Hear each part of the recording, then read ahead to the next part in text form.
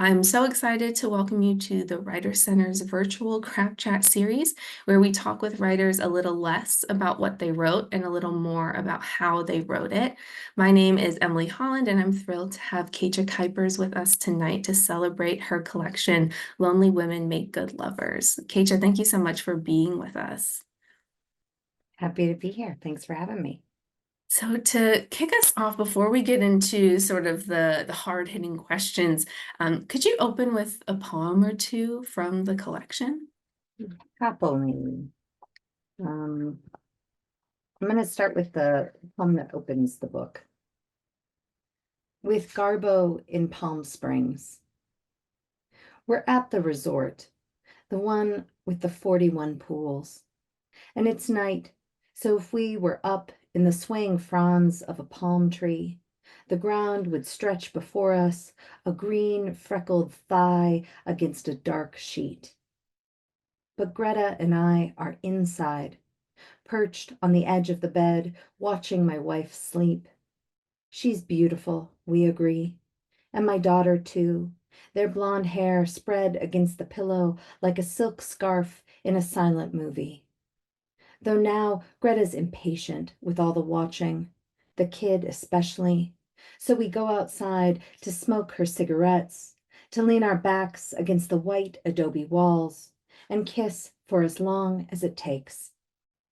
The electronic lock clicks behind us, a set of perfect teeth, and I'm chasing Greta across the lawn with its lemon trees I can smell in the dark, past the lounge chair where someone's abandoned the sort of wide-brimmed hat meant to keep us young, over the patio, still warm as skin from the sun's relentless shining, toward the place where she's already slipped off her dress and climbed into the water, side-stroking with one arm and holding her smoke aloft with the other. And if I say it's a dream, it will have no power. And if I say it's real, no one will ever believe me. But can't it be both? I want to rub my body against her perfect one. So I do. All my nubbly parts sanded down against the smooth monument of her form, ageless as the desert once was before we came here and turned it into a golf course. Now only my hunger, its vast, unquenchable fury, interrupts the glow of each long leg as she traces egg-beater circles in the blue depths beneath her. And I'll read a second poem, which is the closing poem from the book. So you can kind of see a little bit of where the arc starts and where the arc ends in this collection. Now that we've been married all these years, tiny prop planes drag banners against the sky, selling us things we already have. And whatever else crosses the landscape, smoking engine of the trawler, polka-dotted lantern fly, tendril of melted ice cream, snail stickying your wrists, golden expanse, is just one more thing I don't have a choice about loving. I know there was a time before I met you, but that fact is like knowing that the length of my veins could wrap around the earth 4 times, or that each year on Saturn it rains 10 million tons of diamonds. Imaginable, but just barely. Because love before your arrival had been an idiopathic thing, pain without a diagnosable source, a sensation that divided me from the people I loved because I was the only one who could feel it. When some people get married, they're making a pact with another person. When I married you, I made a pact with the world. I live in it now and refuse myself nothing. Thank you. Thank you so much for reading and giving us a glimpse into the collection. I think this arc that you were talking about too will come up in our discussion as well, right? The ways that the collection really pulls itself together. So thank you.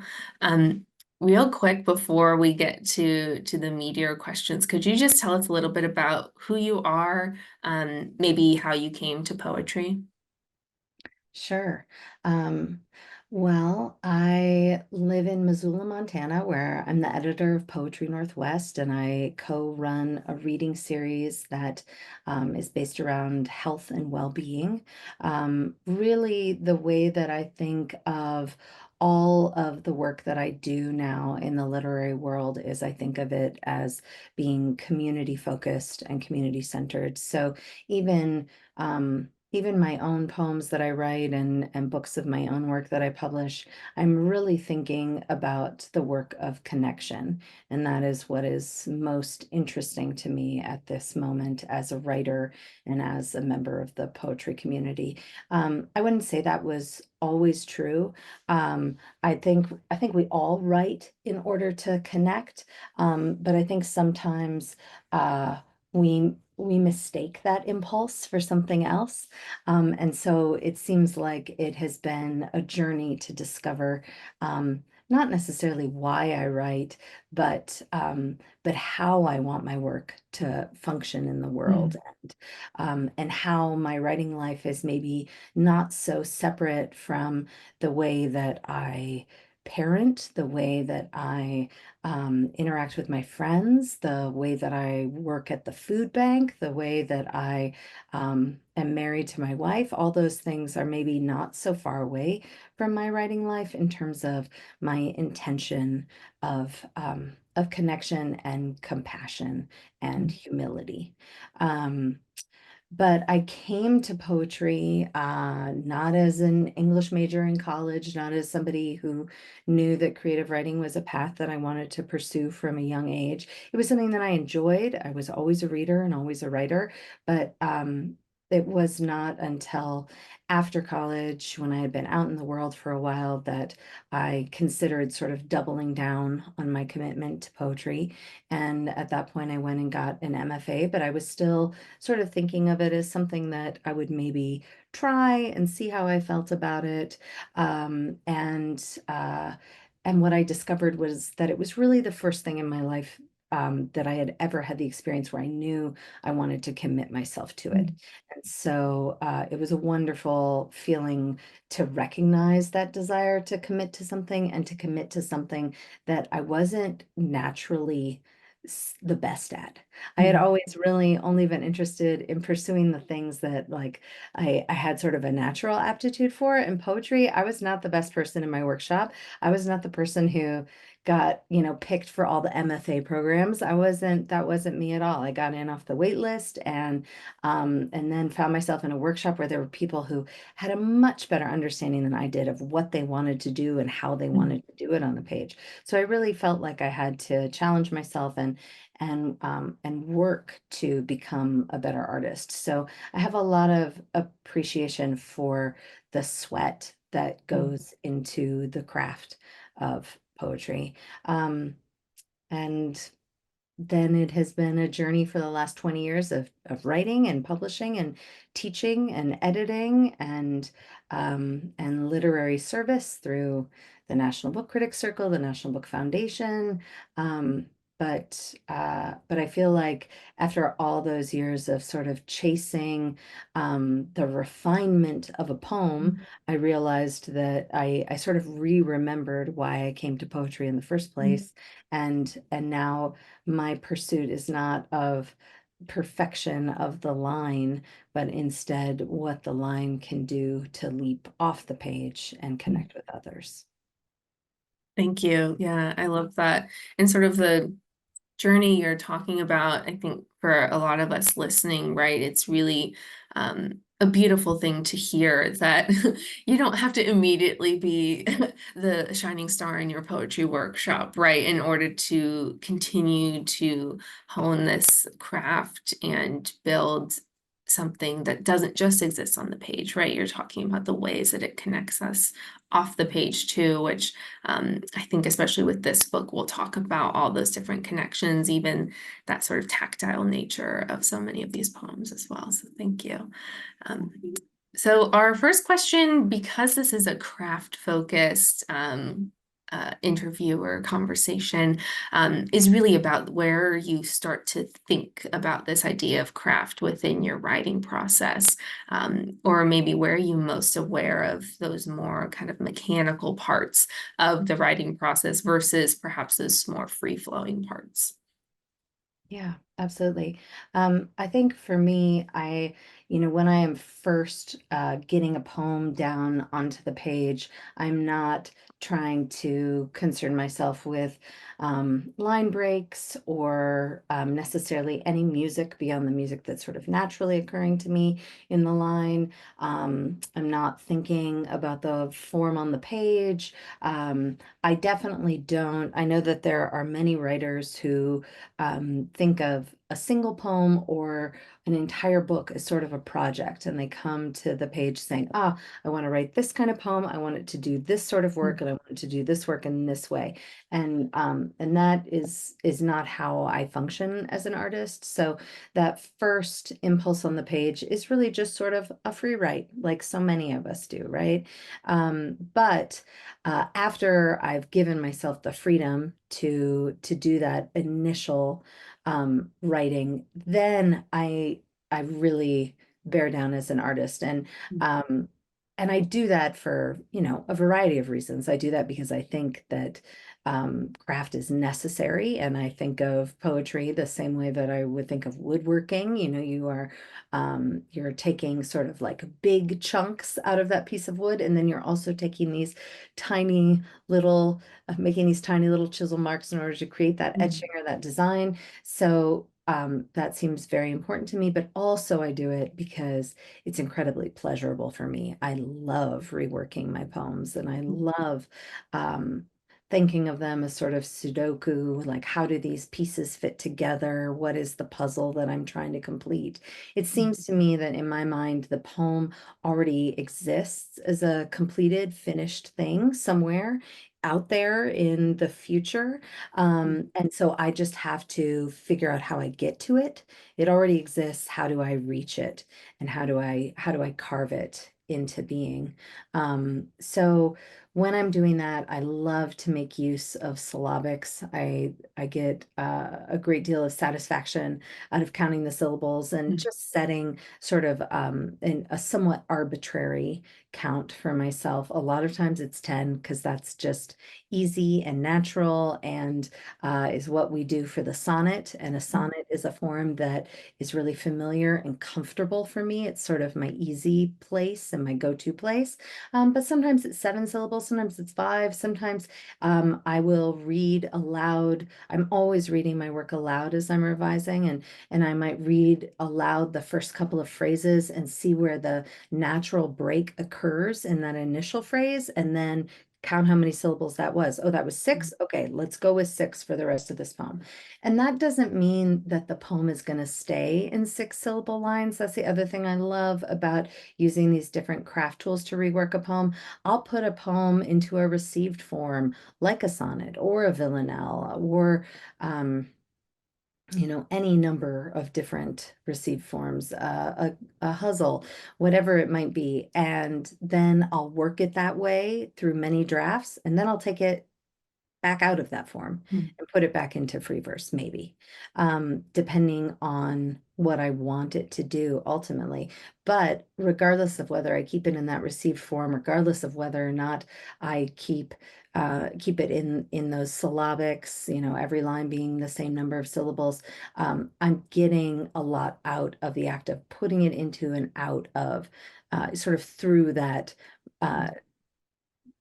machine of craft tools, because what it makes me do is it makes me, every time I change the line, every time I break the line, every time I fit it into a form, I have to ask myself with each word and with each line if this is exactly how I want it and if it's truly as tight as I want it to be. And so a lot of times when I'm going through just doing that work of putting it into syllabics, I'm cutting words. Okay, this line is too many syllables and I could cut it here, but then I would be cutting it in the middle of a word. So I need to find another syllable that I can cut someplace else in the line. Where is that going to be? Oh, I really don't need to say that it's small, right? It's obvious that the object I'm describing is small. Why do I have the word small in this line? Other times I realize there's room in this line for me to do more. Instead of cutting syllables here, like this is a moment where I can stretch the line and I can actually bump these words over and have a 10-syllable line if I add 5 syllables to my description of this thing or this moment, or if I use this moment to make a metaphor, or add a piece of dialogue. What is missing that I can add? So I love how using syllabics or using a received form makes me sort of take the poem through its paces with a stricter eye. Mm.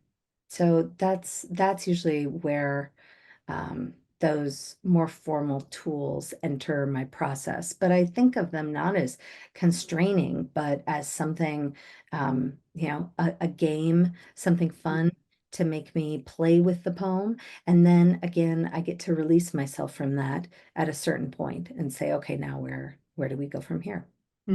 Yeah, I love talking to a poet who also loves revision because I think for many of us, at least when we start, revision is that scary place where we're kind of afraid that we're going to lose that magic of that original draft. And I love that you brought in this idea of play, right? It doesn't have to stay the way that you're currently revising it, but what can you sort of unlock? How can you re-see the poem?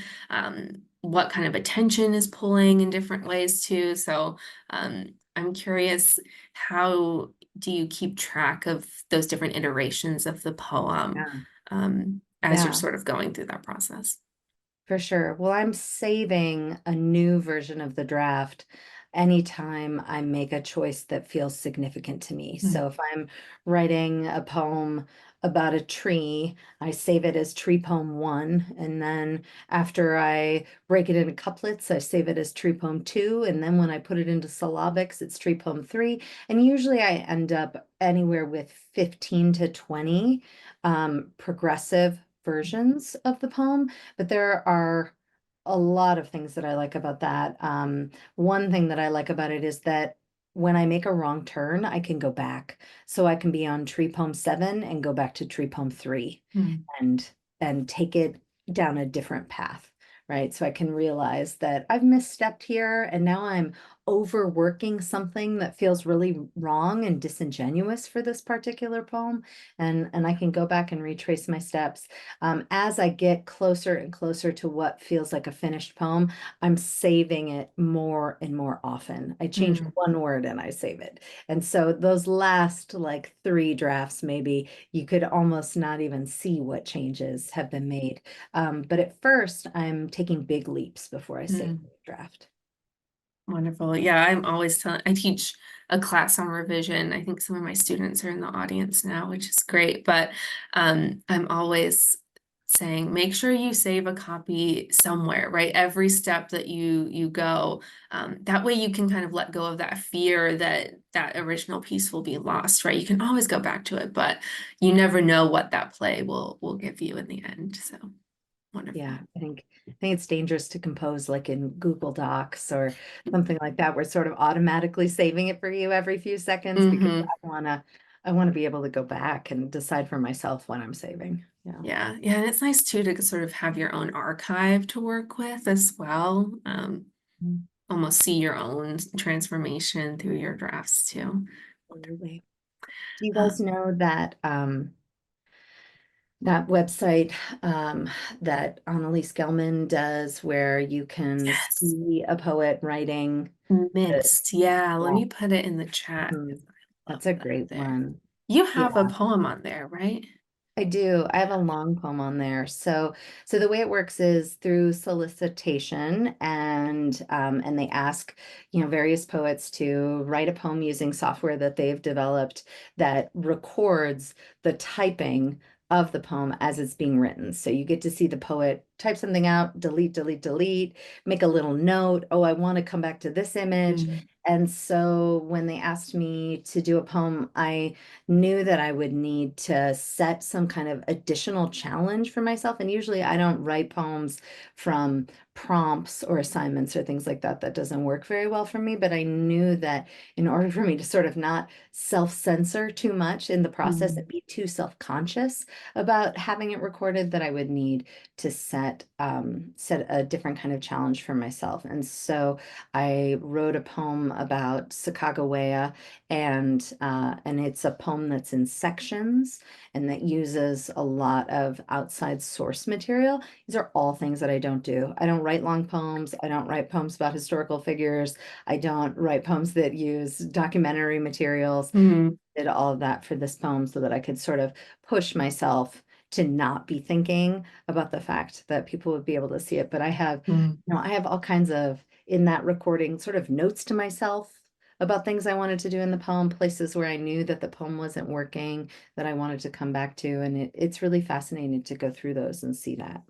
Yeah, yeah, I popped a link to the press and to your poem there as well. And it is funny, right? The almost the act of doing that sort of pushed you into to try different things that maybe are out of your comfort zone as well. Sort of jumping into the deep end there, Yeah. which is wonderful. To kind of zoom out a little bit, I love that we started in this place of revision. I'd love to talk about this collection in particular, as it is sort of a collection of love poems in a broad sense. And so I wondered, just to start, if you could maybe tell us what a love poem is to you, and how it might kind of function as its own form, for the collection. I think for me, the truest love poem has to do with forgiveness, Mm. forgiveness of the self and forgiveness of the beloved. Um, I think that forgiveness is the site of greatest intimacy that we can have as people. And um, and so when I think about these poems as love poems, which I definitely do, this book was written for my wife. It's dedicated to her, and it is full of my wife, my children, my parents, many beloveds of the past, both platonic beloveds and romantic beloveds. And I guess the reason that I think that forgiveness is a sign of sort of greatest intimacy, and forgiveness is at the heart of the truest love poems that I can write, is because forgiveness allows me to continue to love, and to continue to love not only those who are still in my life, but those who are no longer in my life, either because they are not on this earth, or because um, we're not speaking anymore. Mm. But either way, it allows the endurance of love. So I think of these poems, yeah, as poems of I was talking to somebody about this book, and we were talking about marriage, because I also think of it sort of as my marriage book. And um and so many people, will say, like, marriage is all about compromise, right? And it's like, are you going to sleep on the, like, who's going to sleep on the left side of the bed, who's going to sleep on the right side, and who, like, you should load the dishwasher this way, and I think you should load the dishwasher that way. And I do think that marriage is all about compromise, but I don't think it's about that kind of compromise. Mm. I don't think it's about, like, making compromises with the other person. I think it's about making compromises with yourself. And so Mm. for me, marriage is about saying, like, I don't get to be that angry anymore, right? Or I don't get to hold myself apart in a certain kind of pain, right? Mm. Like, I have to share that pain. And I think, again, that all of that involves forgiveness. And again, forgiveness of the self and forgiveness of the beloved. So I think many of these poems, dwell in that place. And I think that forgiveness also has to do with humility, right? So the way that I grew up, nobody would ever in my household accept blame for something. We Mm, would apologize for hurting each other, but we would never admit to being wrong. And I think that in order to forgive ourselves and others and to find that place of true intimacy, we have to admit when we're wrong. mm, And I recently had an argument with my daughter. I have a 5-year-old son and a 12-year-old daughter, and I had an argument with my daughter, and I came to her, sort of after heated words. And I said something that like I never heard from my parents, which mm, was, I was wrong. I made the wrong call, and I got upset with you for something that didn't have anything to do with you. And um and that wasn't right of me. That was absolutely wrong of me. And to see the relief on her face, mm, which meant that she felt like I had seen her where she was, and I had seen myself where I was, which was not a good spot. Um, she was so relieved not to have to explain her position in the world to me anymore, mm, right? And I think that kind of forgiveness, that kind of humility, that kind of compassion is where the love poem really lives. So I think of these poems as poems of forgiveness, poems of humility, poems uh, of compromise. mm. I love that. Thank you. And I think too, it speaks a lot to what we were talking about earlier in the way that you're seeing poetry as something that can extend beyond the page, right? How this becomes part of not just the experience within the poem, but the lived experience as well. Almost that kind of practice of what is being sort of deconstructed on the page too. Um, we can also say that some of these poems might be called or considered sex poems, which I love. And I'm always interested in because I think a lot of times, especially as younger writers or earlier career writers, we're told what we're not supposed to write about. And oftentimes that includes sex, right? For many different reasons, shame, all this kind of taboo within society. So I wonder if you could talk a little bit about how you approach the sex poem, and how we might start to kind of deconstruct what might be holding us back from putting those ideas on the page. Yeah, I think, as I said, there are a number of poems in this book that are sort of love poems to beloveds of my past. And again, I think that involves writing those poems involved forgiving them and forgiving myself for who I was. And some of those same poems are also sex poems. And I think there's something really wonderful about being able to go back and to reclaim an experience through retelling it and through re-seeing it. And of course, that is the wonder of time and the perspective that it is able to give us. So some of the poems in the book allow me to re-see what kind of sexual person I was as a preteen. Mm, Um, I have a poem about taking pictures of myself naked when I was a teenager, and which back then we didn't do with a phone. We did with like a um, one of those little cameras that you could buy and throw away when you were done with it, a little disposable camera. And I have poems, yes, like I said, about lovers from my 20s, who I haven't spoken to in years. And again, I get to go back and I get to reassess like what drove my hunger, what drove the thing that I called love, what was that? What did I want from those people? What did I think I wanted to give of myself to them? Um, and again, forgiving them and forgiving myself in those poems. And then a lot of the poems in the book are poems written from the perspective of a 45-year-old woman entering perimenopause, and what does it mean to be married for more than a decade and to still be a sexual being? What does it mean to have children and still be a sexual being? What does it mean to be 45 and to masturbate, right? Like 45 and masturbating is really different from 15 and masturbating, and it's different in which ways, and why are those differences important? Um, so I think, writing those sex poems, like so much of my work has always been about the body and has always been about the body as being a door into deeper feeling.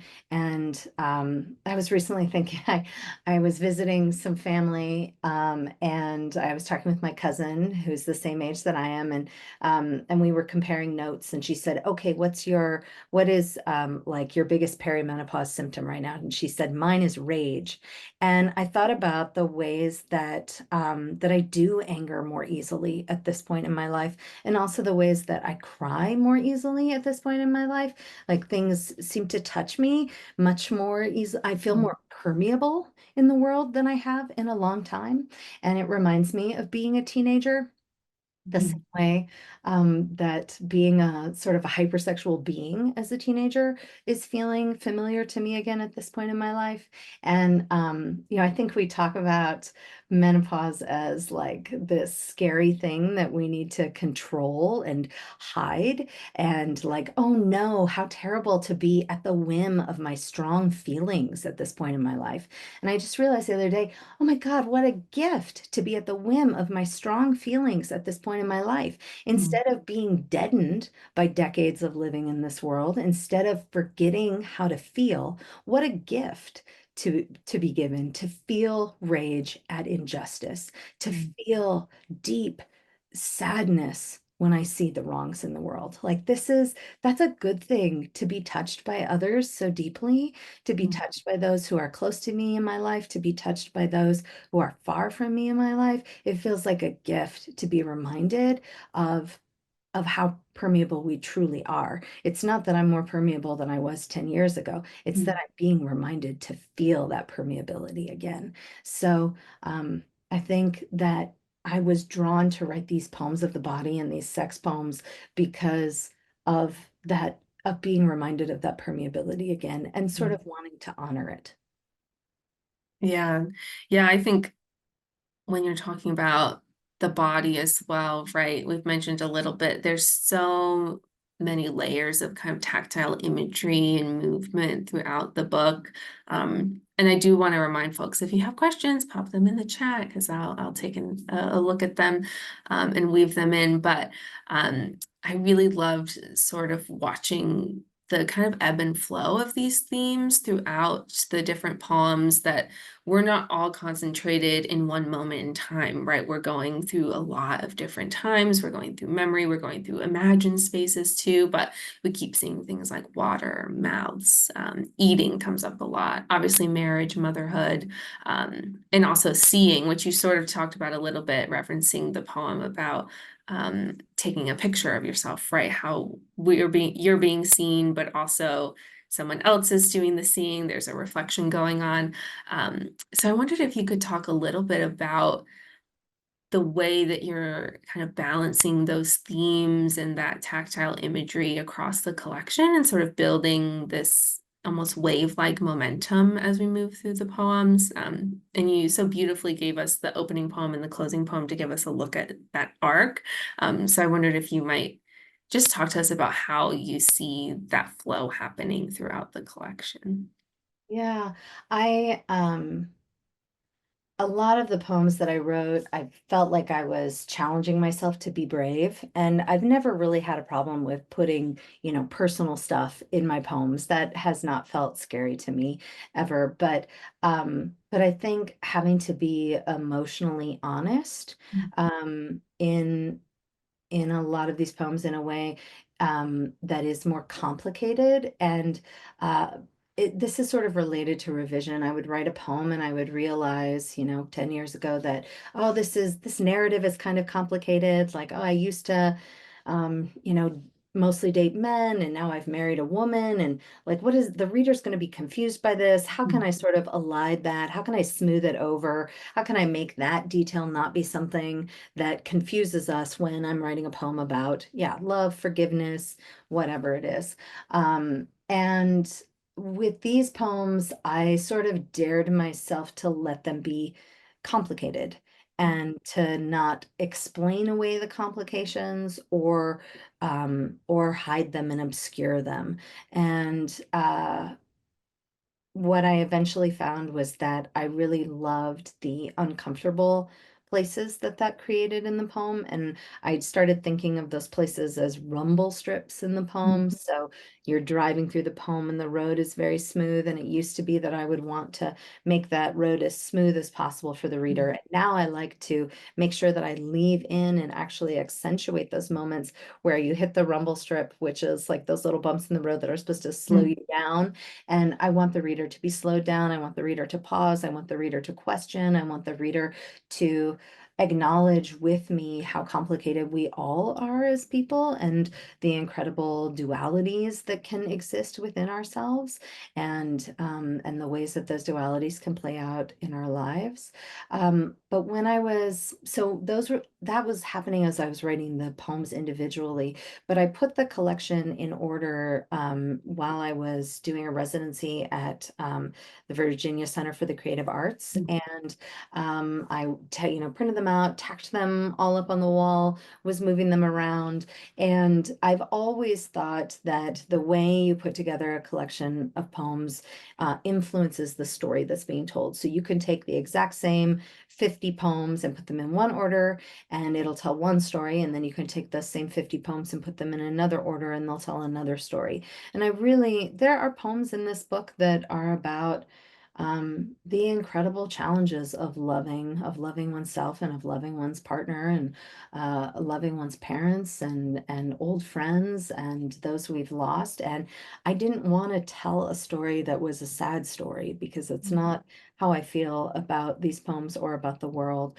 But there were days when I would put the manuscript into a particular order and it would just make me feel sick because it was not the story that I wanted to tell. So ultimately, I feel like I've put this book into an order where the poems are allowed to sort of make two steps forward and take one step back, and then two steps forward and one step back again, in terms of watching the speaker learn things, both about themselves and the world, and about multiplicity and about humility. So I wanted to create an experience where the reader could be learning alongside the speaker.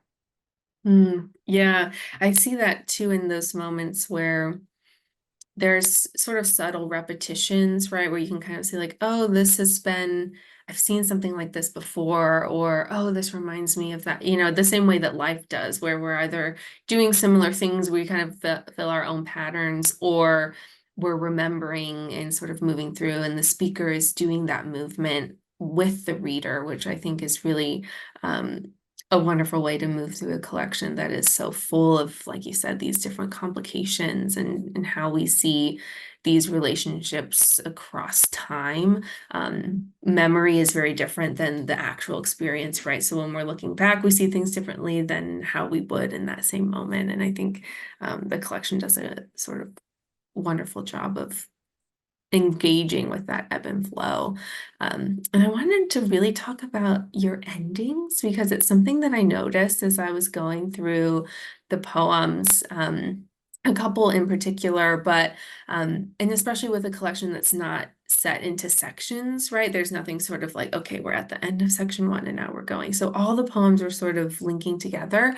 And the ending of a poem, sure, it wraps up that poem, but it also is what leads us to the next one. So I wondered if you could just talk about your approach to endings, and how you find a way to kind of engage that touchability between one poem and the next. Yeah, I think when I was writing the individual poems, as I said, I really wanted to push myself with these poems and with this collection. And in the past, I've always wanted to push my poems as hard as I could, but in the past, pushing my poems meant like polishing them to a kind of like perfect form. And that wasn't the way in which I wanted to push myself with these poems. With these poems, I was interested in saying what felt truly unsayable, which would be like not just saying it, but knowing it for myself, admitting it to myself. So with each of these poems, I would get to the end of the poem and I would wonder, like, did I admit to myself as much as I possibly could? Did I allow myself to be the truth teller that I could be with this poem? And again, not in sort of that confessional mode, like, oh, I told this story, but instead, like, what do I not know about myself? What do I not know about the world that this poem could help me figure out? And have I gotten there yet? So I think that was how I thought about reaching the endings in my poems.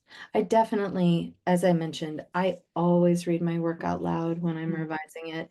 And when I was putting the book in order, I would always read the end of each poem and the beginning of the next poem as I was moving them around on the page. But I'm looking at the book now and wondering, as you said, like how the end of one poem might move us to the beginning of another. And I think I'm sort of stuck on that idea of forgiveness today and the ways in which, the end of one poem might ask a question about shame or blame, and the beginning of the next poem allows us to answer it. So sort of again, like moving from one poem to the next as a way of finding a place of compassion within the space made by those two poems. Thank you. Yeah, I that really resonates with me. And I think too, when you're sequencing a book, looking at endings and beginnings, right? It's sort of those glancing moments, but those almost become their own kind of poems in a way too, throughout that painstaking process or reshuffling and things like that. We do have a question in the chat from another Emily. There's always multiple of us in any given space, the law of Emily's. Um, how do you feel about writing and parenthood now that your kids are older? Mentioning not all parents record emotions and intimacy in published form. So do you think that there's like pros and cons to approaching that? Yeah, I think the thing that I've been most aware of with this book, it's never been something I have felt like I've needed to worry about until the publication of this book, mostly because my daughter is right at the cusp of entering the internet in earnest. And so are all her friends. And some of them are much further along in their point of access than she is. So she doesn't have her own device. She can't Google me or Google my work or look me up on Instagram, but her friends can. And there are a lot of poems in this book, yeah, that are super sexy and super daring. And it occurred to me when this book was coming out and I was giving interviews and talking about these poems that I didn't really want to like drive carpool for the swim team with a bunch of kids who had read, a masturbation poem that I had written. And so what I realized is, there's nothing that I can do to keep that work from my daughter's friends, but I do, but I don't think any of them are so interested in me that they would, interested in a middle-aged mom, that they would actually look me up. I think it's more, that it's very common for parents of friends to be connected on social media. And so I have hidden myself from my daughter's friends who have found me on social media. And that seems important to me, just not to allow this work that I'm writing to be something that kind of enters our friendly neighborhood conversation.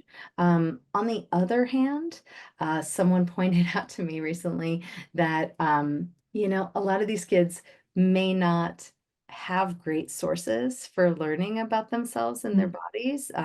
And they might be getting most of that information from Hollywood movies or terrible porn or from whatever their Instagram algorithm is feeding them about that. And so my work perhaps provides a counterpoint in Mm, terms of showing um, uh, another way of being a sexual being and an adult being in the world. I don't keep any of my work from my daughter. And my book sits on our coffee table and she mm, can look at it anytime that she wants. And I have always written about her. My last book has a lot of baby and little kid poems in it. And I know a lot of parents who feel uncomfortable. They feel like they're telling somebody else's story if they write about their children.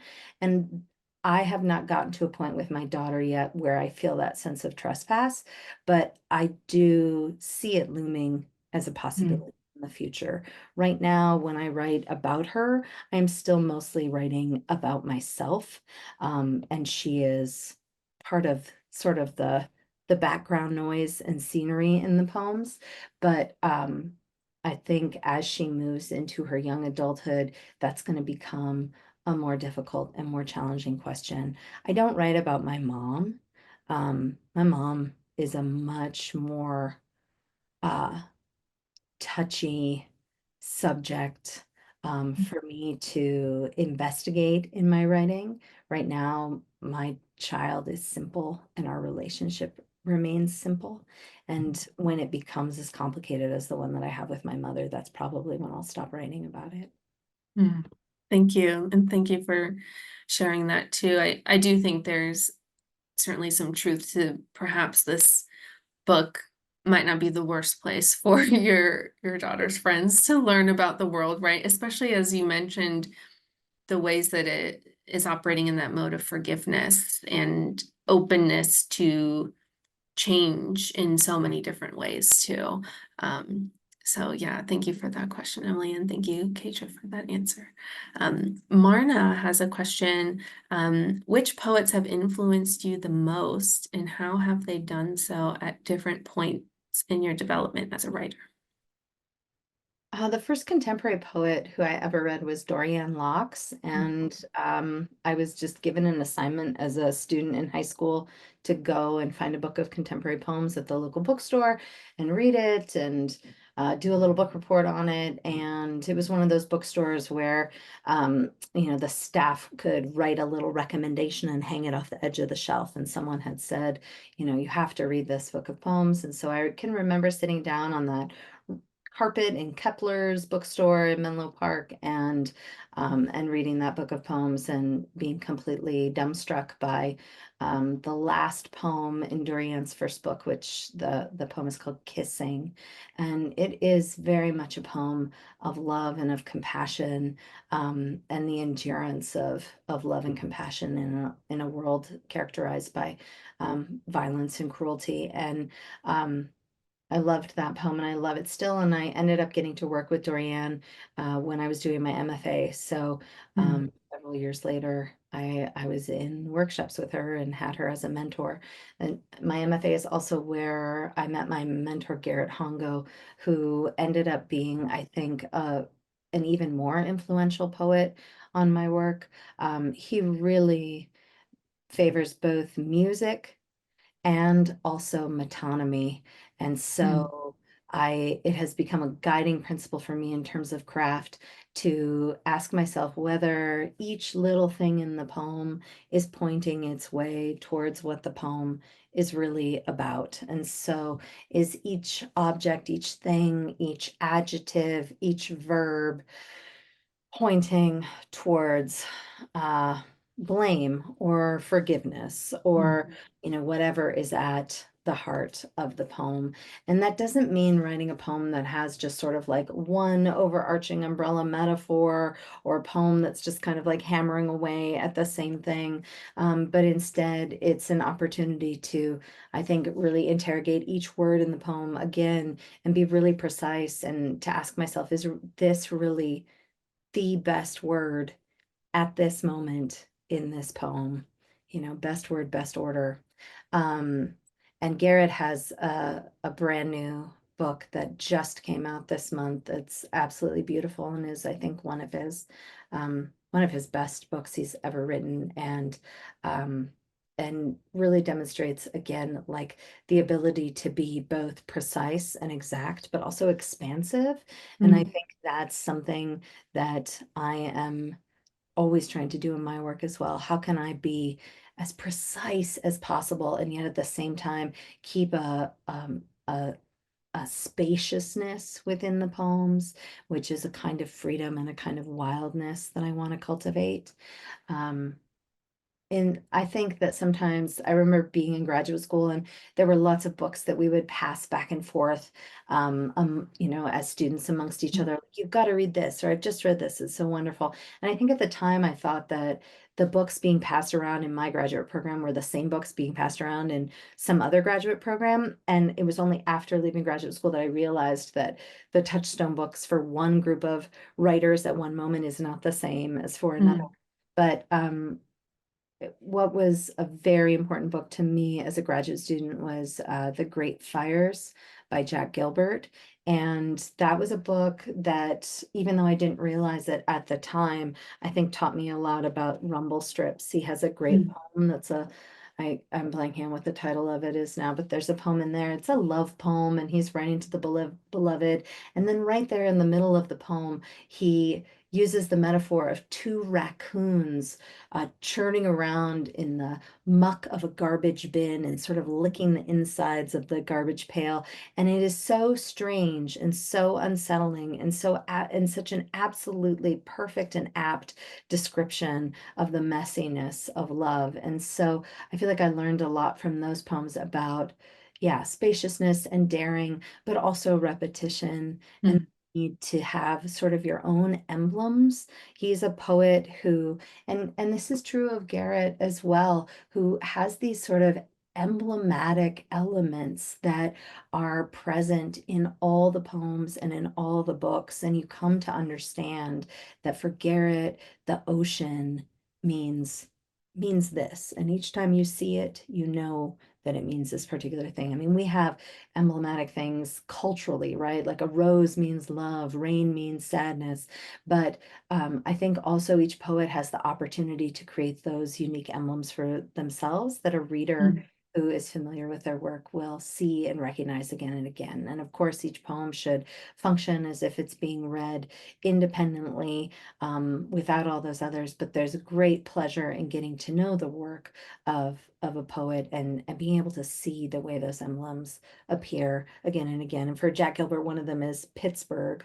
mm, And Pittsburgh appears, that's was his childhood home, and it appears again and again in his work. He has a poem in The Great Fires where he's throwing up into the air and catching the child of his beloved, a woman who he's having an affair with, and he throws her small son up into the air and catches him. And each time he catches him, he whispers into the boy's ear, Pittsburgh, mm, Pittsburgh.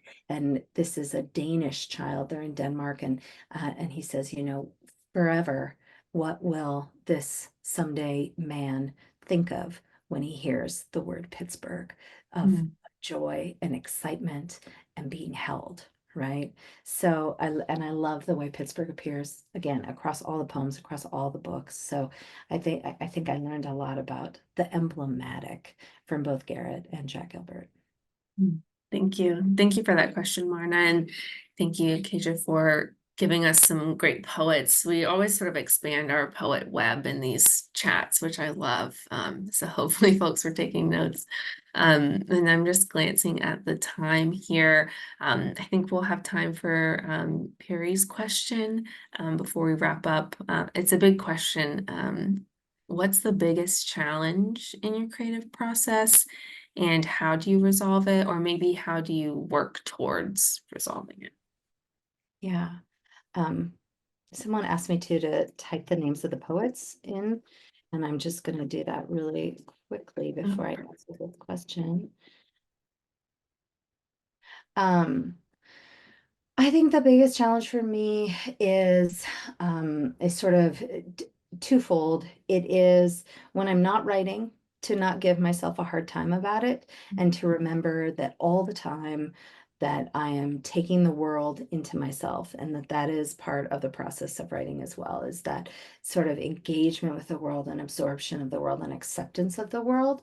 And that when I am doing something like cooking dinner for my children or volunteering at the food bank or editing a literary magazine, that those acts are also not only worthwhile and significant acts, but acts that will build sort of the repertoire of what I can pull from, or not repertoire, but I often think of myself as like having a satchel, and I'm just putting things into the satchel all the time. And then when it's time to write a poem, I pull something out of it. And so what I'm doing all the time is I'm just filling that satchel. So I try to not give myself a hard time, like, oh, it's been 2 months since I've written a poem. And sometimes it has been 2 months or more. But the flip side of that is then when the poem comes knocking, I have to jump on it. And that is maybe the harder thing for me at this point in my life, because life is hectic, life is busy. I have 2 young kids, I have about 5 different jobs. And so the poem sometimes comes knocking when I'm falling asleep at night. And I think to myself, oh, I'm going to remember this line. And in the morning, I'll come back to it and I'll write that poem when I have time. And not only do I not remember the line, but even if I do remember the line in the morning, I don't have it no longer has that propulsive feeling to it. Mm. So I have to remember that when the poem comes knocking at the most inopportune moment, when I'm tired, when I'm doing something else, when I have to, run off to pick up my kid, I'm just going to have to be late. I'm just going to have to get out of bed and get the pen, whatever it takes, because the poem it's not going to hang around. Mm. It, it demands to be written in that moment. So I have to, um, I have to remember to be responsible to it. Thank you. Yeah, I think that's a beautiful sort of piece of advice for all of us to take away as we sadly have to end our time here. I know I have like pages more questions. We could talk for hours upon end. But thank you, Keetje, so much for your openness and generosity with us today. Please, please, please, if you're in the audience, please grab a copy of Lonely Women Make Good Lovers. You will not regret it. Amazing poems. And thank you, Keitra. This has been very illuminating and energizing for me. So thank you. And thank you everyone for being here this evening as well. Thank you, Emily. Good night, guys.